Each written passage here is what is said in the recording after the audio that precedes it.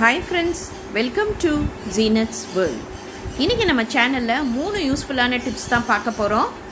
First tip என்னென்னா, நம்ம daily use பண்ணுறது ஸ்பெக்ஸ் இருக்குது பாருங்கள், அதை நம்ம கைப்பட்டு கீழே வச்சு தூசிப்பட்டு ரொம்ப டல்லாகி நமக்கு ஸ்பெக்ஸ் ரொம்ப பார்க்கவே டல்லாக தெரியும். அதுக்கு நம்ம என்ன செய்யணும்னா, வீட்டில் வச்சுருக்கிற வினிகர் வச்சே நம்ம அதை அழகாக க்ளீன் பண்ணிடலாம்.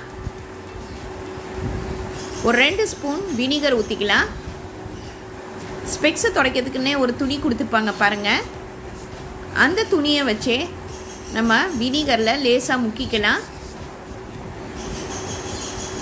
இப்போ நம்ம அந்த கண்ணாடி 2 சைடுமே நல்லா தொடச்சி எடுத்துடலாம். மேலேயும் கீழேயும் ஃபுல்லாக க்ளீனாக தொடச்சி எடுத்துருங்க.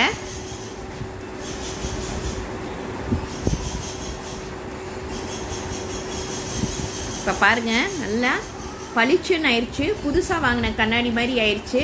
நம்ம சொல்யூஷன் வாங்குறதுக்கு காசை கொடுத்து வேஸ்ட் பண்ண தேவையில்லை. நம்ம இந்த வினிகர் வச்சே அழகாக தொடச்சிடலாம். கண்டிப்பாக இந்த டிப் உங்களுக்கு யூஸ்ஃபுல்லாக இருக்கும். செகண்ட் டிப் என்னென்னா, நம்ம டெய்லி யூஸ் பண்ணுற மோதிரம் கையில் போட்டிருக்கிறது ரொம்ப அழுக்குப்பட்டு டல்லாக தெரியும். அதுக்கு என்ன செய்யணுன்னா, வார்ம் வாட்டர் ஒரு பவுலில் ஊற்றிக்கிட்டு 1 ஸ்பூன் விம் லிக்விட் ஊற்றிக்கோங்க. அது கூடவே நம்ம வீட்டில் சமையலுக்கு யூஸ் பண்ணுற அந்த மஞ்சத்தூள் 1 ஸ்பூன் போட்டுக்கலாம். இப்போ இதை நல்லா கலக்கி விட்டுருங்க. கலக்கிட்டு நம்ம அந்த மோதிரத்தை ஒரு 10 நிமிஷம் இந்த தண்ணியில் ஊற வச்சிடலாம்.